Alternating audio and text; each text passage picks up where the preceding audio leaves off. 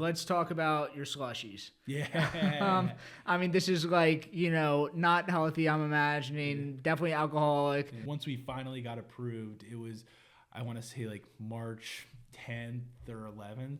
And then 10 days later, the world shut down and slushies just went crazy. It's going to take us like 3 years to pay off this whole space of the store that we just added. And I think we paid it off in like 3 months. So the flavors we have right now, blood orange peach, pina colada, margarita, Jamaica Me Happy, black cherry, and Long Island iced tea. Our record was 700 during... Insane. It was one day...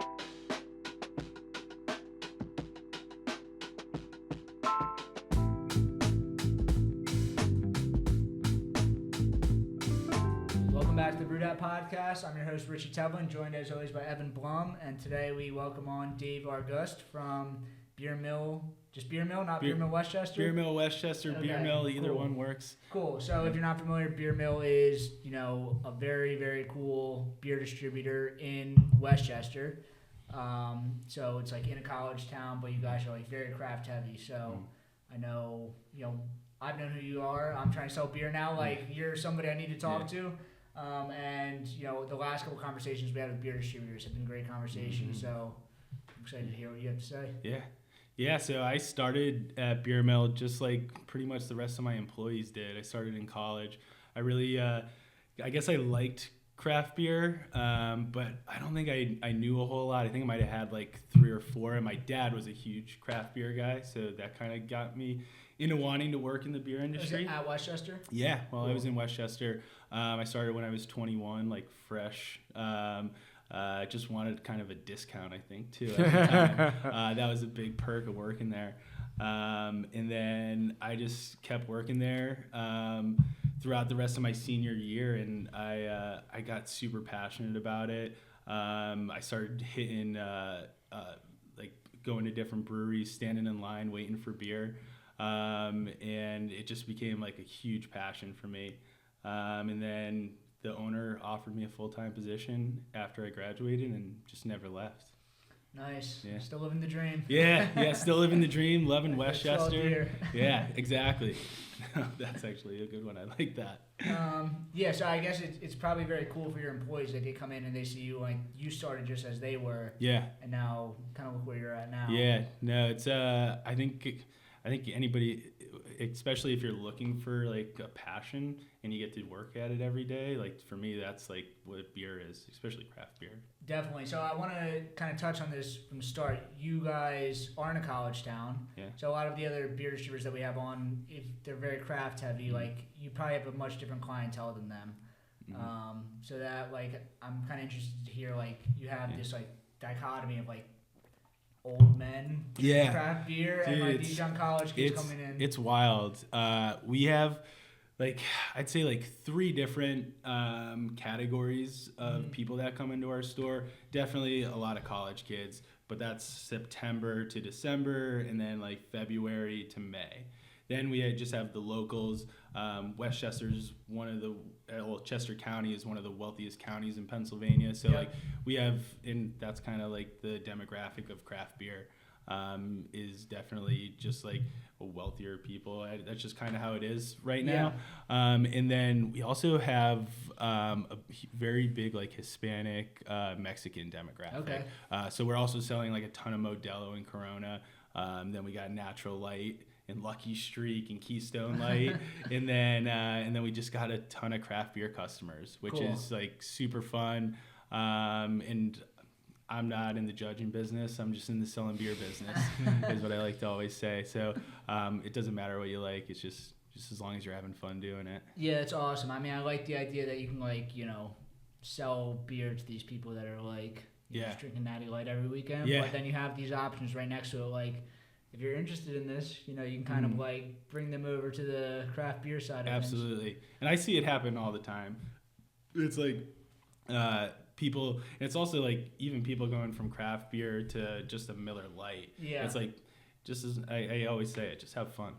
Yeah. So kind of with that, I mean, we had spoken last week briefly. The big thing with beer distributors right now is the passing of the new laws where you can sell RTDs 12.5% at beer distributors. Yeah. So, as a brewer, I'm like, this is very bad news because now I'm competing against more things on the shelf. But what you had said is like, this is almost a better thing for you guys and for craft brewers because a lot of that business of people just walking in and, coming upon craft beer, they weren't even coming into the store. Yeah, so I think when the craft cocktails started to happen, we started to lose a customer that was even just like walking into the store. They're like, hey, do you guys have Surfsides or Statesides or High Noons? And we'd be like, no, we don't have that option. We don't sell vodka-based drinks. And they would just walk out the door. And now that we're going to be having them, they're going to stay in and potentially shop for something else. Or it just at least makes it one-stop shopping. So that's something that I think is going to be huge for us and huge for beer distributors and even grocery too, just to get that customer to stay into the store. Definitely. Yeah, I mean, the whole alcohol laws in Pennsylvania, just like all across the country, it's so crazy. It's just they're where they're at because of laws that were there 80 years ago, and they've kind of just transformed into this. And I kind of understand why the state owns liquor and spirits. It's $1 billion business. It's huge. Like that's like a big portion of where like our taxes go to is from that from selling that. So I'm happy. I'm super stoked we're having it because it's huge. It's like the canned seltzers right now are down huge and canned cocktails are up huge.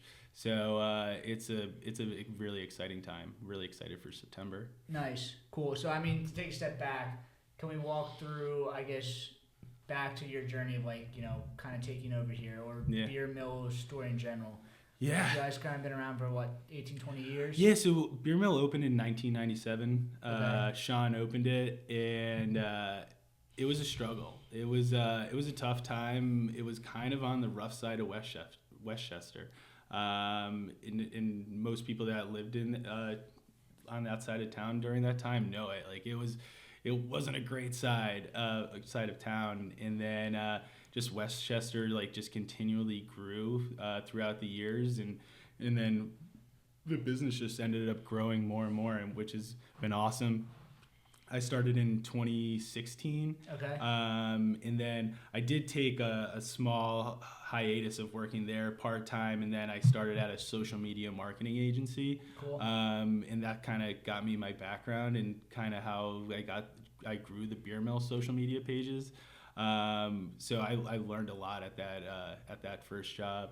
But I was also working at the Beermill part-time, and then Sean offered me a full-time position, and then I just got really into craft beer, and just like working with different breweries and working with wholesalers and just making Beermill like one of the best spots. Yeah, I mean, it's cool. Like the same thing that we talked about with Stones and Kunda Beverage. It's like the beer distributors now feel like they're their own brand. They're not just a store where you're buying alcohol. Like you're almost coming at it from a craft beer perspective, where you're creating this brand around you. I mean, the merch you have is awesome. Thank you for bringing some of that. Yeah, no problem. Running out of shirts, but the merch has definitely been something I've been a huge fan of, just because it's I'm wearing Beermill every day to work, and I want to wear something cool and not the same thing every day. And I'm sure a lot of the kids that go to West Chester, like, to them it feels like they're buying beer there all the time. Like they're connected to it. They want to buy it. Huge marketing play. Yeah. And one of the things that I do too is like I never repeat merch. It's always something new. So even for like the locals, like I get them to rebuy new stuff. Whether it's new, like I literally have never repeated a piece of merch. It's always something new. So I think I'm through probably like 10 to 15 hats now, probably 15 shirts. A couple different sweatshirts. I've done flannels. I've also missed on some merch. Like I thought like the golf play was like a huge moment, and I did polos, and man, was that one a miss. So now they're just employee shirts. Nice. So like that's been a good one. But like hats, dude, people love hats. I also wear hats every day. I'm bald, so like I gotta have a hat on. But yeah, dude, the merch part of it's really fun. I have a buddy who like really helps me with a lot of designs. Cool. And then I use Brewery branding. I don't know if you're familiar with yeah. them. Yeah, he helps me Trevor? with. Trevor's my boy. Yeah, Trevor's a good dude. So like he's helped me with getting a lot of merch printed. He printed these shirts. So yeah, no, the merch game is huge, and it's just like literally it's like such a good feeling watching, like when I'm just like at a bar and seeing somebody wearing it. Yeah. I usually buy them a beer because it like just pumps me It's up. almost like a better feeling. Like if they don't know who you are, like they're literally just buying it. Yeah. For sport. Dude, it's wild. A lot of people do know who I am in West Chester, which is like it's like I listened to the podcast the other day, and he's like, I'm a local celebrity. It's like, yes, I feel the same way. Usually they just go, yo, there's the Beermill guy. But that's a good thing. Like what I said to him was like, I like how Breweries, the owners, are in front of the brand. I think someone that like it's Wizard of Oz, but they're just behind this curtain. I think that it's not disingenuous, but like I think that it's when someone's proud of what they're doing and like they can get in front of it, I think it makes the brand more valuable. I 100% agree. It's just like also just going back to like a social media thing, like any post that my face is in does drastically better.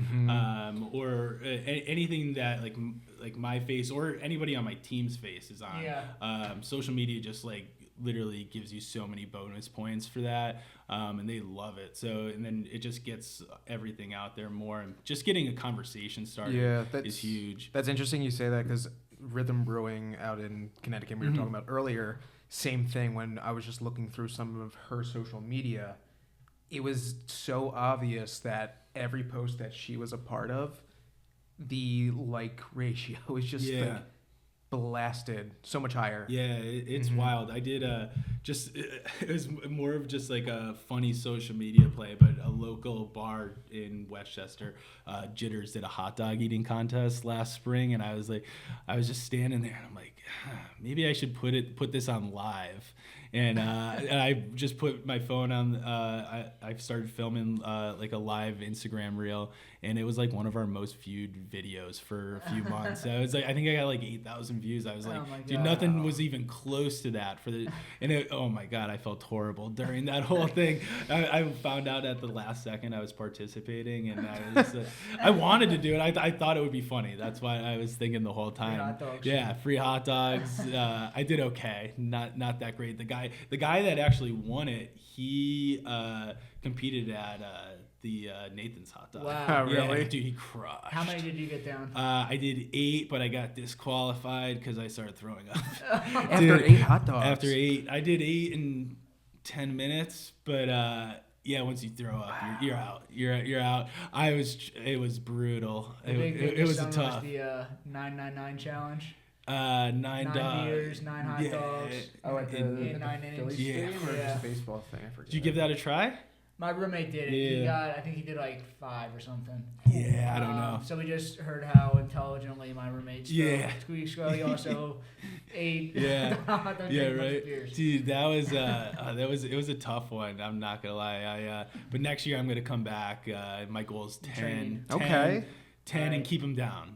10 and keep them down double is the digits. goal. That's a pretty good goal. Yeah.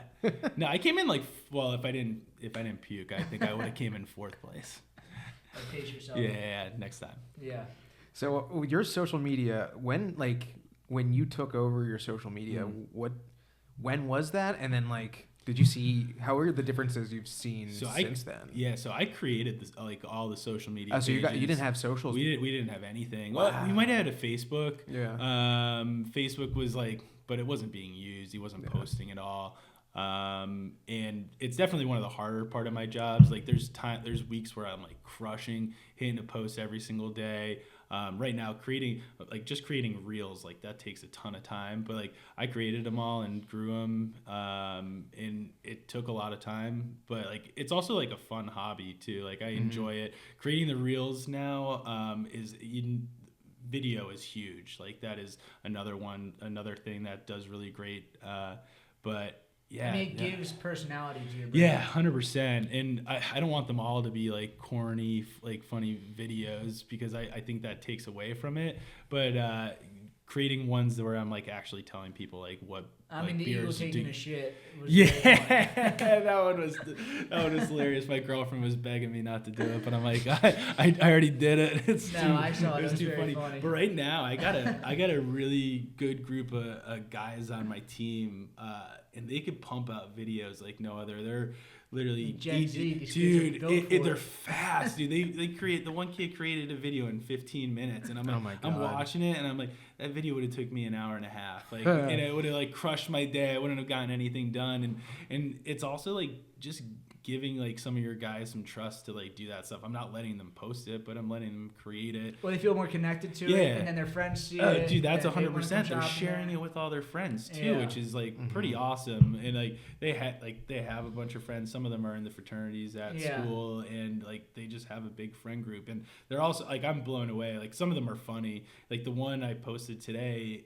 they posted Just on the Natty Light. yeah, I saw that they one. posted on. I might not have been the funniest video, but they posted it on their TikTok, and it's at 100,000 plays. Let me ask Oh you my this. God. So Yeah, you- and I'm like, well, I'm gonna post it on the page right now, so Yeah. let's see how it does. So there was it was like a 4-foot tall vinyl picture or statue of Snoop Dogg bobblehead. Yeah. And then you guys have the Natty Light costume. Do you just have like a warehouse filled with stupid beer? The Natty Light costume I just got this week, Okay. and my wholesaler rep was like, "Yo, I've been seeing this thing in his closet," and he's like, "I just took it out and brought it here. I figured you could do something funny with it." And my guys didn't even ask me; they just grabbed it and just made a video. And I'm like, "That's good enough. We're gonna make another one with it." But the Snoop Dogg, there's a ton of stuff. We ended up giving a lot of it away. People have offered a lot of money for Snoop Dogg. It's going online for like $2,000. Wow. Yeah, but I won't sell it. I mean, you can't. It's got incredible. it's got cracks in it now too. Like little kids love it, and they love playing with it. And I'm just like. And what is that? The beer companies just come to you and they Yeah, just... just like marketing stuff, and people take pictures with it. Like the Snoop Dogg one is one of the best ones we've gotten. What is that, Core? Or not Core, is that Corona? Corona. Yeah. But I think he might be leaving Corona. I don't know if that's 100% true. Yeah, he might be leaving Corona and starting something. I think he might be starting his own seltzer brand. Well, he has the... He's with Happy Dad. Yeah, but Happy Dad. I'm not 100% sure on that. I thought I heard something with that. So is Happy Dad, is that an RTD? That's a seltzer, right? So yeah, it's a malt-based seltzer. That's a brand that is crushing right now. Yeah. With all like the canned cocktail stuff and a lot of our seltzers being down, like Happy Dad's doing some really good things. Like they know how to market themselves. They're all over social media. Yeah, I mean, the Nelk Boys, it's like some of these a lot of brands kind of fumble it, but like if you're able to kind of bring on a celebrity, like they're the owners of it, like they kind of like, it's just a lifestyle brand. Yeah, no, I think Happy Dad's doing all the right things.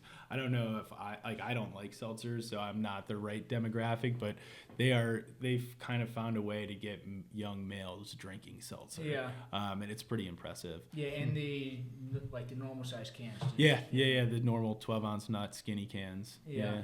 So, I mean, have you came on, and I guess since you've come on, like, there has been like you kind of push craft beer to come in. Yeah. So what was that process like? Like, how did you start with a brand specifically that you kind of brought on, and leaned on, and then you grew from there? So when I first started, it was right at 2018 was when we could start bringing in 4-packs. So I started before it was just 12 packs that we were bringing in craft wise, and craft beer wasn't that big at the beer mill at that time. Yeah. And then once we started bringing in 4-packs, that's right when I started full time, and I started taking over orders. And just kept like bringing in more and more stuff, and it just kind of drove more traffic into the store. And then honestly, getting a hold of the social media pages and like starting them was like a huge play. I used to post big pictures of like a wall of beer. There'd be like 40 different cans in it.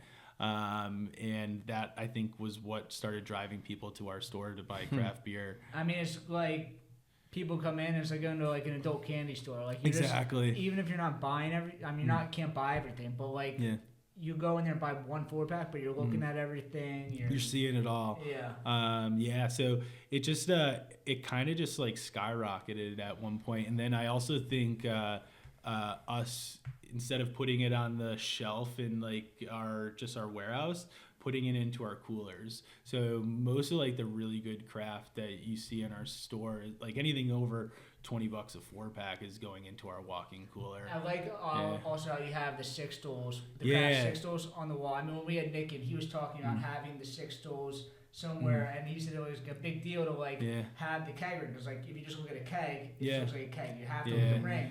Yeah, and he's talking about that whole thing, and you've done it perfectly with the tubes. Yeah. So one of Sean's friends thought of it a few years ago, and ours like broke. We had it kind of looking like that when I first started, but it collapsed. It was made out of wood. It wasn't really good. But now how we have them in there, it's very shoppable. 6 stools I'm not going to say are a huge part of our business, but we definitely do a pretty good share of them. And it just makes it easier for the customer to shop them and actually look at it. We don't have a really good website. That's not where a lot of our customers live. It's like we have a website, it's there, but we don't really use it. Do you do any distribution at all? We do a little bit. We do a couple like local spots in town. But not to individual people or anything? If they order it, yeah, 100%. I love it when customers pre-order stuff. Yeah. It makes it so much easier. They're getting the freshest thing possible. Yeah. I wish every customer did it that way. It'd make it easier. I would never have anything old in the store. Yeah. But some people just finish the keg and they're like, oh wait, I need a new one right now. Yeah. So that I keep like things that I know that are gonna sell week to week. That's to me the best way to do it. But every once in a while we'll get like special orders. Nice.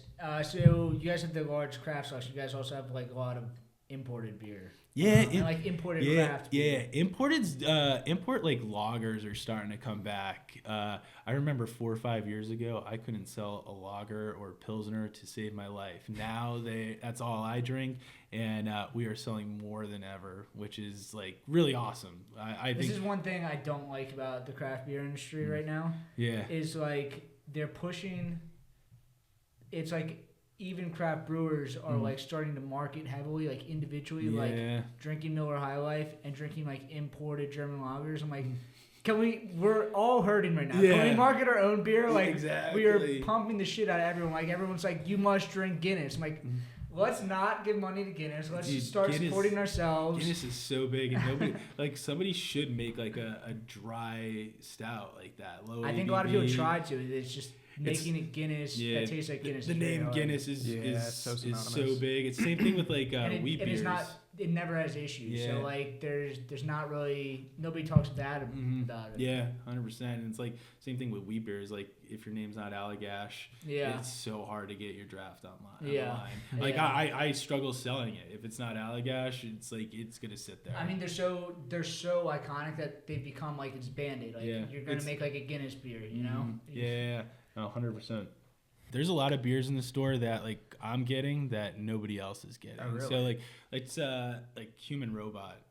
Not many stores are getting. You guys carry Human Robot? So not many retailers carry Human Robot. And then I was one of the first stores to carry Tired Hands for retail. It's mainly because I just like comment on their Instagram post. I'll either comment on their Instagram posts or I'll find an email or I'll text a number and I will keep going until they say yes. And it's like, I know it's super annoying. But I'm like, I don't care. Like, you're saying it's annoying, but I'm sure there's a lot of salespeople right now. Like, where are people like Dave? Like, I'm trying to sell beer. Like, they're 100%. Like, I probably messaged Jake probably 10 times before he said yes. And then it was probably like a slower month for them. And they were like, yeah, man, come on down. And then he saw how fast I sold through like 20 cases of beer. I think they also see who you are and like what Beermill is, and they kind of respect it. So I mean, like when we had them on, they're like, we only sell beer to like these specific restaurants. And if they pour beer correctly, like you're not pouring their beer, but they know that you're treating it well, you're marketing it well. Exactly. It's like they also know everything's going to be in the cooler. It's how they're selling it. I'm not price gouging their beer. Like I'm fairly pricing it, and we're all making money, and that's kind of like the name of the game is like we got to make money, being able to sell it, and I'm willing to drive down here and pick it up. They don't have to come to me, but like also like Tired Hands, like I remember the first time I ordered from them, and they sent me the list, and it was like 50 cases of beer, and she's like, "Oh." And then I literally ordered the next week like another 50 cases of beer, and they were like, "Wow, okay." You're like selling 50 cases. I mean, at the time, and we were the first ones carrying it. You don't have to drive 30 miles or however it is to Ardmore. So like our customer base was like pumped. But like it's happened a few other times. Today we just picked up Warwick Farms. Oh yeah. Yeah, like no, that's another one where I was messaging them for months, and they finally got back to me and they're like, "Yeah, we got some beer for you." So yeah, we picked up like 20 cases, and I was like really stoked about it. Brew Gentleman was another one, but it's like. And then it's also just like making connections through like the beer industry. Eventually you're going to talk to somebody or be at a beer festival and just drop my card and just be like, "Hey, it's me on the other end." And then they have your face. Yeah. I think, what we talked about, social media, it helps connect, your company to consumers. Mm-hmm. It also helps connect everybody in the industry. Yeah. Like nobody's in the beer industry chilling on LinkedIn. Yeah. I mean, we still post on LinkedIn, and no traction I deleted my LinkedIn years ago. I still get emails about it, and I'm like, God, do I need to like reopen this? But then I'm like, nah, I'm okay on that. Yeah, I changed my LinkedIn picture to me dressed as an astronaut. 'Cause I'm like, nobody that I work with even looks at this. Yeah. But yeah, like you're able to connect to these people, and like people will see you as kind of like this. Like a craft brewery guy. Yeah, no, that's I want them to end up looking at like my social page and see like, oh, this guy is moving some really good craft beer. Yeah. And seeing like we're passionate about it. We're not just throwing it on the shelf and praying somebody comes and buys it. I send out an email blast every week. Like that's what I found to be like one of my best sales things emails. So I send it. I have like an email. Anybody can sign up for it. They just go to our website. There's a quick pop up. You sign up, and but the open rate on it is like 80%. Wow. And there's like 500 people on it, but like I post a picture of just like 4 cans from Equilibrium. Only like 80 people see it.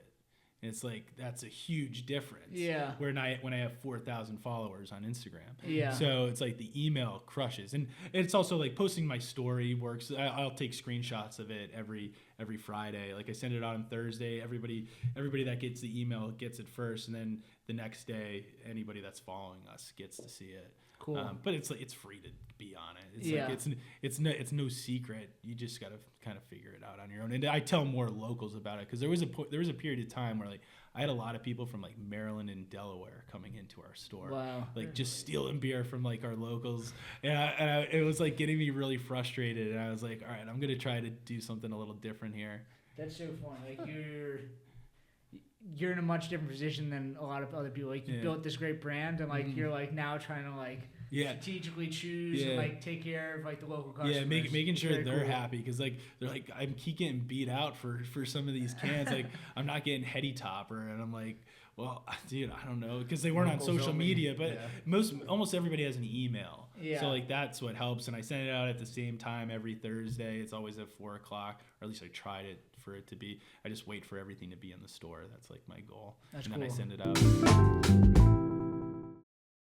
Sick of your POS system being a POS? POS Specialists, powered by Heartland, have been the experts in cutting-edge POS technology for over 20 years. But they're not scriptwriters, so they let AI write their script. Thirsty for a delicious deal? Feast your eyes on our tastefully crafted point-of-sale system. From order up to cash out, this POS is the coriander spice your brewery needs. It'll have you saying, Prost. Yikes. See? That's why they have a 24/7 live phone support, not chatbots. Their experienced project managers will program your POS, train your staff, so you can just focus on the beer and not worry about the AI. Ask about their free processing options, handhelds, and online ordering. Email kevin@posspecialists.com. Mention BrewedAt and get $500 off your install. Email kevin@posspecialists.com. So before we get into the NA stuff, because I do definitely want to touch on that, we'll do the opposite of that. Let's talk about your slushies. Yeah. I mean, this is like, not healthy, I'm imagining. Definitely alcoholic. Yeah. Can you talk a little bit about how that started and, the number that you just told us before? Like, we have to talk about that again. So we heard a few other stores. I think like Lancaster County was like where it was like really jumping off. Like it was like I heard stores like just like people loading up on slushies, and I was like, okay, let's look into it. During COVID? Yeah, it was before COVID. Okay. It was like probably 2019. Okay. We started looking into it, and then we found out like there's a decent amount of stuff that we needed to do. We needed to get 3-bay sink to like clean them, which is like totally understandable. We had to get a new water heater because like we didn't really use that much water at the store, almost none. Is that a different license? Like you have to kind of get inspectors to come in? So then I had to get the West Chester health inspectors because I had to get food manager certified, which sucks. It's like literally the only thing on that test is the 3-bay sink. That's the only thing that I like that pertained to myself, which was nuts. So I had to learn all this stuff about being in a kitchen that didn't apply to me. I think I just passed. I think I got a 75 on it. And I studied. Yeah, I studied for it too. It was hard. Like it was like I haven't worked in a kitchen since I was like 16 years old, and like I was just washing dishes. Like I wasn't doing anything specific. But and then so I did that, and once we finally got approved, it was I want to say like March 10th or 11th. And then 10 days later, the world shut down, and slushies just went crazy. Like it was insane. We were like, it's going to take us like 3 years to pay off this whole space of the store that we just added, because none of that was there when you were in the store. Like that was a huge display space at the time. And we're like, all right, it's going to take us years to pay this off. And I think we paid it off in like 3 months. Yeah, I remember right when COVID started, it was slushies and like to-go margaritas. Yeah. I remember there was like a Thursday night, and I walked down, I don't know if it was like 2nd Street Festival or something. I got a to-go margarita, and I was hammered drunk just walking around the middle of the street. But it was like everybody else was doing it too. It just kind of took over the world. Dude, it's really fun. I like having the slushies. I think it's a super fun customer that buys them. Like we have lots of regulars that are super awesome that are picking them up. I drink them from time to time. Like black cherries my go-to. Yeah, what type of flavors is like? So we have 6 different. And it's also like one of the only things in the store that we make like not exactly a bar margin on, but like the closest thing to it. Like our margins are way lower than a bar margin. It's so the flavors we have right now: blood orange peach, pina colada, margarita, Jamaican Me Happy, black cherry, and Long Island iced tea. Nice. But it's literally just a can. You pour it into the machine, and it turns it into a slushie. It's pretty simple, but they taste really good. Yeah. It's really, that's all it is. During COVID, we were selling so many, we had to get a freezer to like pre-make them, and then I hated how they were coming out. Like I felt like anybody that was grabbing them from the freezer, it just wasn't good quality. They melted a little bit. The freezer, when you would open it and close it, would let hot air in, and it just couldn't keep up with how often people were opening and closing it. So I just ended up selling that, and we just try to keep up with it as best as we can throughout the day. So yeah. Nice. So can we talk about numbers? Yeah, dude, our record was 700 during. Insane. That's it crazy. was one day we had probably like at one point I think we were able to get like 100 slushies into the freezer, and then like each bay I think holds a little over 18 slushies, and like it was right from the start, like people were buying them, and like during that time, like they were buying 10 to 12 at a time, and just loading up, and there was lines for it. Like there's almost never lines in our store. Like we're usually pretty quick at pumping through customers, and that day was just a different beast. It So was, not even like yeah. a can release, but like the Yeah, slushy yeah, lines. yeah. So we call ourselves the Beer Slushy Kings of West Chester. There was a place right next door to us called Sam's Pizza Island. They just closed, but they were like the original slushy. Like they were probably selling them for 10 years, and then once laws passed and we decided to go for it, we were able to sell them. Nice. But yeah, he was the originator. I'll give him that. But he couldn't keep. He didn't have enough Pass the he torch. didn't have enough slushy machines to keep up with what we were doing. He was also more expensive, so we were able to be a little bit cheaper. Nice. Yeah. Nice. So going off of that, so slushy is kind of the opposite of that, is an NA beer. Yeah. So just like, the introduction of seltzers the last couple of years, like NA beers have been exploding. Athletic Brewing is now a top 10 Yeah. brewery in the country. And you guys are selling a lot of those as Yeah. well. Like Yeah. So non-alcs have just like skyrocketed. They're the only category in beer right now having growth, which I think is crazy to be thinking about like that. Because there was a point in time where I didn't even want to carry non-alcs anymore. We weren't selling them. They were just taking up space in the store. And I was like, all right, I'm done. And then Athletic just came out of nowhere and just crushes. I think they just brought a new category of like bringing craft beer to non-alcoholic beer. Just having different options than just lagers that you see like O'Doul's or Buckler or Clawstaller.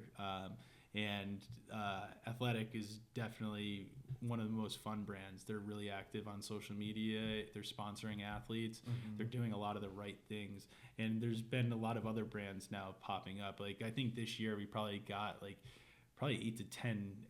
least 8 to 10 new brands. you said you have like 50 different options. Yeah, we have 50 different options. I try to keep like if we pick a brewery up, I try to like carry everything from them. Yeah.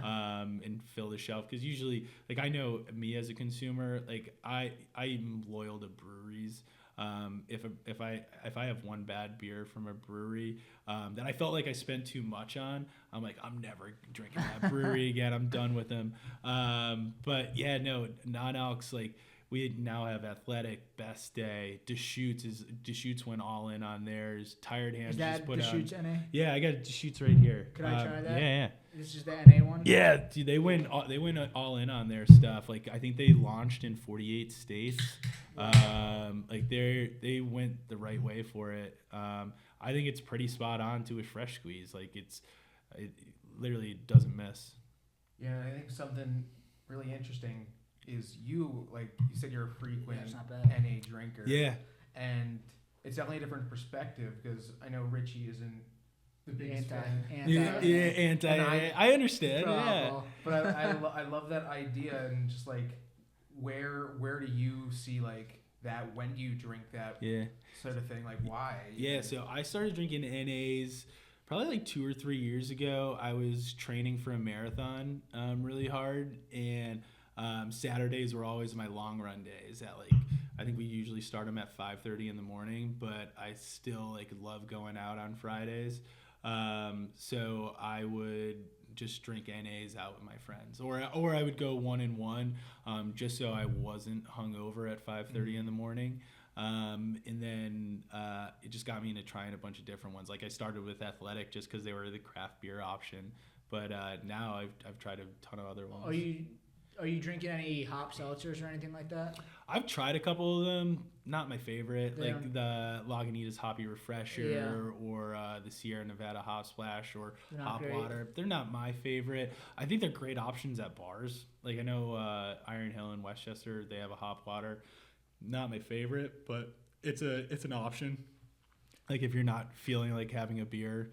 I'm not a fan of NA beers, but like my thought on it is like if you're trying to be healthy, like even if it doesn't have the alcohol, it still has all the carbohydrates in it and stuff. So it still has the calories in it. Like it doesn't have as many, but like I think a lot of the reason why beer is down and seltzers, not really RTDs are up, are this movement away from gluten. Yeah. So like these things still kind of have gluten in them, So like I always thought that hop waters would kind of like take over. I think I'm wrong on that because Athletic Brewing's where it's at. Hop water's not catching on, but yeah, I think also with the hop water's still kind of new. I think too, and it's just getting it into people's hands. They're not getting on-premise placements at a lot of them. Athletic is getting all the on-premise placements, and I think it's wild not to be serving that Athletic or some kind of non-alcoholic beer until hop water or any of those styles. Like they need to get it in people's hands. That's the number one goal, in my opinion. Nice. So I mean, I guess that's kind of what I see as the trends in the industry, like these NA beers, the RTD beers. Seltzers. I have a quick question then. When you have your college demographic kind of come in, this is coming from like a Gen Z kind of trying to understand. Do you see a lot of NA beers going to that demographic of drinker? Nah, they don't got that type of money. It's also like non-alcoholic beer isn't cheap either. It's the same price as regular beer, if not more expensive in some situations, depending on the brand. That's the one part that I think sucks about non-alc. It's literally the same price. I mean, it has to be the same way that like it's tough for local maltsters to compete because you need the heavy equipment to create the malt consistently. And I understand it's that. The NA beers, like the equipment for it is insane. The pasteurization is insane. Like you can't do that on a 5-barrel system. Like you have to have the right equipment. It costs millions of dollars. So Athletic Brewing like made this huge investment, this huge bet. It's paying off, but these other smaller local craft breweries that are trying to do NA, unless you're just like selling it at the bar, it's going to be hard to make a consistent product that you can distribute. Yeah, no, that's what I've been hearing everybody else say is like you got to invest if you want to make an actually good and non-alcoholic beer, and I think that's why we're not seeing everybody do it right now because it's right now that's where the growth is, but like if you don't have the money to do it, and I have no idea how to make it, but it's the same thing with seltzers and RTDs. Like small places can absolutely make it, but kind of the name of the game there is just like make something that doesn't have offensive flavors and is clear and bright, and it's really hard to clarify that and keep the margins low enough where it makes sense. So you're seeing like a lot of the RTD brands and seltzer brands, they're coming out of like macro manufacturing facilities where it's just it's the same exact liquid, it's just different branding. So it's just kind of a little bit different, but I don't know. People are drinking them. Yeah, no, definitely. And how much, like you said, you sell a ton of Athletic too. Yeah, dude, I have at least 30 cases in the store at one time. Sometimes more, depending on when I order it.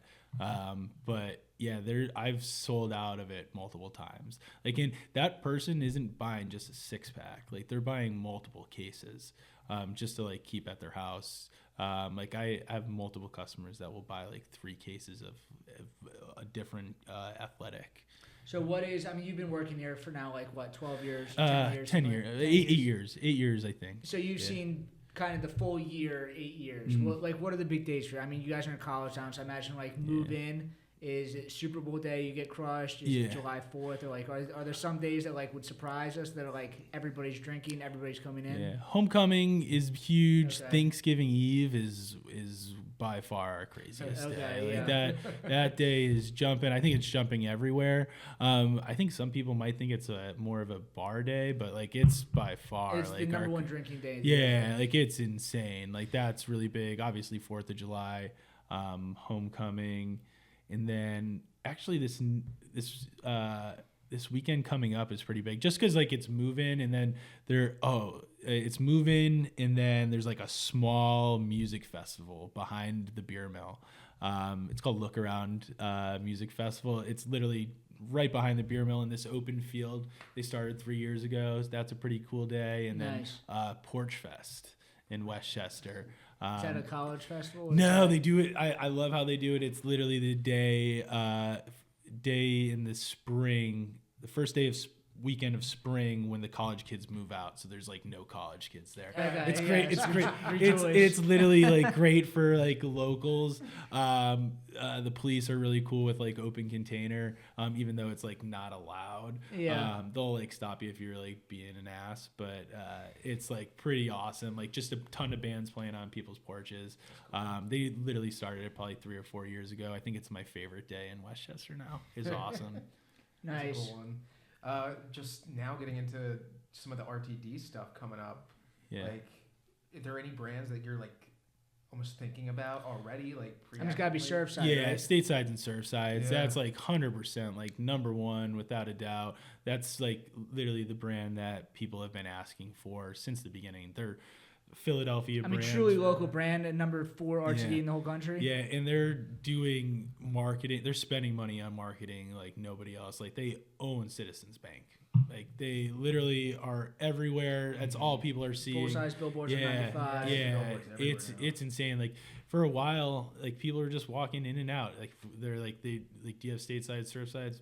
No, and they just be in and out. And so I'm super stoked to have them in our store. I think it's going to be huge for us. You have like a whole plan of kind of remodeling a piece of the store. Yeah, type so of deal? I'm starting to work out a lot of our older seltzers. If they're not making us money, then there's no point of keeping them on the shelf anymore. The canned seltzers that we're currently carrying, they're down huge, and the canned cocktails are up huge. Yeah. So I'm going where the money's at. I think the money's there. I have a theory. I don't know if this is a crazy theory. You early on in the podcast, you had a few theories. I feel like this I don't has know been if they're- a couple episodes. This has been a large episode. I had some, theories. So yeah, I had some theories last night too. There's so everything's cyclical. Mhm. Music, fashion, Mhm. trends. You know, like every 30, Yeah. 40 years, everything rotates Mhm. through. So the way people dress right now, the way people act Mhm. is like 90s. Yep. Everyone's like mid 90s. Just let me look like, you know, a trash bag. I don't know how to describe it. It's just like I know loose exactly fitting what you're stuff. saying. It's like all your clothing is like, if it hasn't been used for the last 20 years, I don't want it. Mhm. The drinking habits of the 90s, it was macro beer with these crazy, just funny ads that's almost like Instagram reels now, Yeah. creating humorous things. Mhm. And what was popular back then was Zimas, these Seagrams drinks, Mhm. these artificially flavored drinks that Yeah. were just like these juices. And I think that Gen Z is like a very weird generation where, you know, they're very health conscious. You know, they want to be about their health. You know, they're taking healthier ways than alcohol to get messed up. You know, doing mushrooms or smoking Yeah. weed or something because they think it's healthier. But then at the same time, instead of drinking beer that's like almost this artisanal, like locally made, Mhm. natural alcoholic beverage, they're drinking these like macro Zima type drinks. Yeah. And I don't know. That's a good theory, Richie. Yeah, and it's like, all right, but then like what came after that was the explosion of craft beer. So I'm riding on that train right Yeah. now. I think my thing for beer right now is like the cheap light lagers. Mhm. I think those are what's gonna like really take off. Like you look at New Trail, Crisp Lager, Garage, Kenwood. Like I think those even LeVante craft pills, like those cheap pilsners. Like I'm seeing it in our store. Like people grabbing those over like Miller Lite, or I Coors think- Light, or Natural Light, something like that. They're reaching for those ones just because they're local, Yep. or they give a local feel. Like Garage, it might not be local to Pennsylvania, but putting Jason Kelsey's face on it makes it feel local. Yeah. And they're another brand, just great with branding. Yeah, I mean they're not a brewery. They're brewing. They're Yeah. contract brewing out Yeah. of large breweries Yeah. in Ohio. Yeah. But I think the same way thing that I talked about with seltzers and iced teas, where like it's basically just a brand. It's yes, craft breweries can make a better quality lager than these other people. But I think the same way that people look at that, and then once everyone starts making hazy IPAs, it just becomes normal. Then it'll start to become normal, and then these people, they cannot compete with the prices. Yeah. So I think that's another reason why like High Life and all these other things are coming back, because they're seeing like, why am I paying, you know, $18 for a 4-pack of this craft lager when I can pay $18 and get a 30 rack of Miller High Life? Yeah. You know, so I think craft beer is going to have to switch back to what craft beer is the premium beer category. And I think at some point it's going to have to transition back to these higher priced, hazy IPAs that, you know, you can only make that locally. Like the macro brands can't do Yeah. that just because the hops are going to, deteriorate. And these like higher end, like, barrel aged things and kind of what craft beer put their hat on for a number of years and grew on was these IPAs and like these like insane stouts and stuff. And I think at some point in the next 5 years, craft beer is going to have to do that because I think it's just a race to zero right now. Everyone making these super premium lagers. Yeah, I think right now for craft beer, like how to stay relevant is like keeping a price point that like people can afford. Like you look at like Fiddlehead, like they're relatively right around a $15 4-pack. Yeah. New Trail right around a $15 New Trail 4-pack. is. You said before, New Trail hasn't had a down month since they opened. That's crazy. That's insane. And like just like watching them, their innovation is spot on. Like they stick with the times. They see stuff that's happening, and if it's not working, they pivot. And I think that's what you have to do. But you also got to give it some time too. Like if you got to give it a year at least. I think Definitely. a lot of times I see some brands like they just give up on stuff so fast. It's like a brand that I like talking about that wasn't always a monster is Twisted Tea. Like Twisted Tea wasn't always what they are. Like weren't always this huge brand. Yeah. Like it took time to become like Philadelphia's brand. Twisted Tea that's a Philadelphia thing, right? Twisted Tea Light is like a huge Philadelphia. Do you think Twisted Tea Light is big because it's lower calories, or do you think it's lower because it tastes more like Surfside? It's like a softer. Because the thing with Twisted Tea is it is very sweet. Yeah. So a lot of these other seltzers like Surfside, they're not as sweet. Like you can drink multiple of them, and I think Twisted Tea Light is almost like just a better tasting. Yeah, version I think of Twisted Tea Light is just a better tasting version, which is wild too, because like there was a point where they tried to discontinue it. Like literally 5 years ago, like they were like trying to be done with it, and they're like, we're only keeping it for the Philadelphia market. And then literally the next year they went nationwide with the new recipe, which to me was insane, like how they went about thinking about it. But now it's an absolute monster. You see it in like they get bar placements, which is like it is kind of cool what Sam crazy. Adams did because they came. Sam Adams owns Twisted Tea, so they came at the same time that they were buying Dogfish Head, this iconic craft brewery. They were also like pivoting with Twisted Tea, making it like the Antichrist of craft beer right now, RTDs, and like they were kind of like hitting both angles of it. Yeah, no, it's super fascinating how they've grown that brand, and it's really impressive. Like just watching it grow in the store, like how I was ordering it at one time to now, like I'm ordering it every single week, and it's not just Twisted Tea Light; it's all their brands. And that's primarily college kids. Yeah, definitely during the summer, like when our demographic changes, Twisted Tea goes down, but that's all teas are going down for us. But like I expect like this semester, like they're going right back at it. Do you think that you, compared to other people, are selling more smaller packages, like single, like 19.2s to these college kids, or you're selling like more cases of beer? Like, I think they buy just about everything. Okay. There's definitely some 19.2 ounce cans that they grab more. Is that a big thing for you? I know that it's like for corner stores. That's big. we definitely do pretty well with them. I wasn't a huge fan at first. I shit talked them a lot. I didn't love the idea, but then, I just don't like the idea of stadiums and you go to like the comedy store or concerts and it's just like, here's your option. I'm like, all right. Yeah. I didn't want this much beer, but I guess I'm buying this much beer. They've grown on me. They definitely have. You got to keep a lot in stock now. So like that's just more single serve options, but it's a higher margin item. So like that's something that like I'm thinking about. Yeah. It's just giving a better margin thing for us to make money on. So, but it's funny, like the person grabbing it, they're usually grabbing like a 30-pack and then like a craft IPA, like a 9% New Belgium Imperial Ranger with the Miller Lite 30-pack. Yeah. Yeah. So, are the New Belgiums, are they selling well to college kids? They'll buy the Juice Force. Yeah. The college kids will buy the Sour Monkeys. Yeah. Those are like the main ones the college kids are grabbing just because they're on the sweeter, sour end. Yeah. But other than that, they're not grabbing. They're mostly grabbing Locos.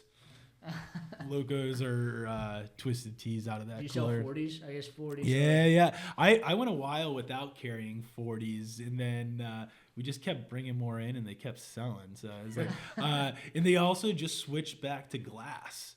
They were in plastic for a while. Yeah. They were in 42-ounce plastic. It was like Old English, Nothing's Steel worse Reserve. than Yeah. a 40 in a plastic bottle of Steel Reserve. It's Yeah. Oh man, it's been a long time since I went for one of those. I think I did. Hurricane high gravities. I think the last time I might have had one of those, I think it was just graduated college, and I did a sidewalk slammer. An old English and a Four Loco Gold mixed together. We used to do the Edward 40 hands. Yeah. Remember that one? Oh yeah. Yeah, Remember that one? Fun Big game till you have to time. go to the bathroom. Yeah, bathroom or just. I watched one of my buddies. He puked all into the whole bottle of one. He wasn't giving up. I was like, we gotta go, and he's like, I haven't finished yet, and tries chugging it, and then just boom, got everything into the bottle. It was impressive. That's funny. So, I mean, you went to West Chester. Yeah. You say, like, people know you around town. Like, are you kind of, like, leaning into that? Like, when the people that you hire, does anyone stick around? Like, is it becoming I usually hire within. Okay. At least I try to. Yeah. But yeah, I'm walking down the street and typically if somebody's saying, "Hey Dave, what's up?" or "Yo, Beermill guy," and my girlfriend's walking with me and she's like, "Do you know them?" I'm like, "Yeah, it's a customer." And then she'll ask me, "What do they get?" And then I let her know. I'm like, or I'll ask her like, "What do you think they buy?" Because I usually remember what they order funny. every time. So yeah. That's very funny. But it's nice. I enjoy it. I love our customers. They're a great time. I love seeing them out, and I love interacting with them. Cool. So you said, there might be some changes to the store. Can you talk about that a little bit? Yeah. So I'm just seeing a lot of other stores kind of move to like a higher end, like grocery styles type, and leaving that big distributor look behind. So in March, our plan is to do a pretty big renovation on the store. You've been in there, so you've seen it, but we want to get rid of the drop ceiling in there, kind of make it more of an open space, redo the floors. It's kind of just like this old concrete with cracks all over the place, and just give it like a big uplift. We're adding cooler doors down the one wall, Nice. just to add more single serve stuff. And we're super excited about it. The store hasn't really gotten a uplift like this in a long time. I don't think ever, actually. So so we're pretty pumped about it. So yeah, hopefully March is the plan. Right after the Super Bowl is my goal. But things happen sometimes, but I'm hoping that's like the best time to do it. Usually that week after March, unless we're in the Super Bowl and win. That would be the only reason why it would be a bad time to be doing it. But yeah, usually that first week after the Super Bowl, it's pretty dead in the store that time of year.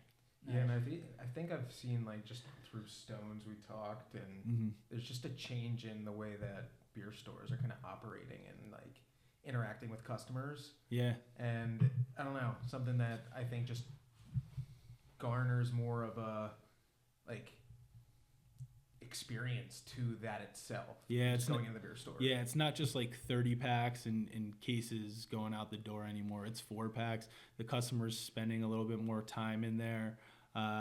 They're not in there. They don't always know what they're getting anymore. So they're spending anywhere from 10 to 15 minutes in the store chatting with me or one of the employees about like what they should buy, and then also just like shopping. Like they're actually shopping in there and taking a look at what's to offer, which is super fun. That's probably my favorite part of the job, is helping somebody find the perfect beer for them. But yeah, you look at Stones or Shangy's, like those are like some really beautiful stores, and that's why like they're some of the top in the game right now. Very cool. So, I mean, I guess you talked about like the slushy day. It was like a very busy day. Do you guys ever put on events, or like do people come in? Are there certain things that like beer releases, or you guys bring in a seltzer or something? Yeah, so there's a couple things that we do that are pretty fun. So at Christmas time, I do an Advent box. Cool. That's like a super fun one. So I do 2 different ones. We do like just all Christmas themed one. It's just a bunch of different Christmas beers, and then I do an all IPA one. That one's definitely more expensive. I literally try over like the course of like November like 7th to the 20th, I try to get in like the best possible IPAs we could get. I won't even sell them on the floor. It's strictly for the box. Like the box retails for I think like $155. The box is what makes it expensive. It's like a $30 box. It's got perforated holes. Nice, in it. that's very cool. It's really fun. I usually try to get like 48 of them done, but it's literally the best beer I'm getting in over the like 3-week time span. And then also like just Black Friday is huge. Like by far one of the most fun days. Very stressful because we just put a huge investment on like a ton of Goose Island, Bourbon County. And I want to get it out the door, and it's definitely not doing as well as it has in the past. But I think this year is going to be super fun. People waiting in line at 2 a.m. still, which is crazy to me. And then I usually have like some other cool stouts in there that day, or like barley wines, because like we had like the Brewery Black Tuesday in that day, and we had some Tired Hands and Anchorage Deal with the Devil collabs. Cool. So that's always like a super fun day. I really enjoy that one. But yeah, those are like the two like big event days I'd say that we do, and then every once in a while, if I'm feeling up for it, we'll do like $2 slushies. It's usually a random day. It's usually a random day. It might happen first week when the kids come back, just to like get them in the door, because like there is a lot of competition over on our side of town. For beer stores. So there's like 3 options they could go to, and we all do really, really well. So it's just like a way of getting them into the door and seeing that like we have awesome customer service, clean store, and like more of a fun environment. So we keep them coming back then. Nice. Cool. Yeah. Do you have anything else? I don't think so. Yeah, I think we hit everything. I mean, you guys seems like you guys are doing everything right. Just kind of being like, you know, the standard of like what a beer distributor should be now. So we've had conversations with Nick and Chris from Kunda Beverage and Stones, and you know, I think they're some of my favorite interviews. It's like you're able to kind of talk to customers. It's a kind of a different angle than just like craft beer, but I think it's more of like a general oversight of like the whole alcohol industry, which is very interesting. Yeah, and I loved this. This was a lot of fun. So, cool. Yeah, I'm pumped. Yeah, so I guess we can find you online at Beermill. At Beermill WC on Instagram. That's like the main spot to like find us. We're on your email list. Sign up for that. Yeah, head over to our website beermillwc.com, and then there's this pop up. You could sign up for that if you want to see like the latest and greatest that's coming in the store. Cool. And then you can find us at the BrewedAt podcast or at BrewedAt on all social media, and we'll see you guys in 2 weeks. And on YouTube.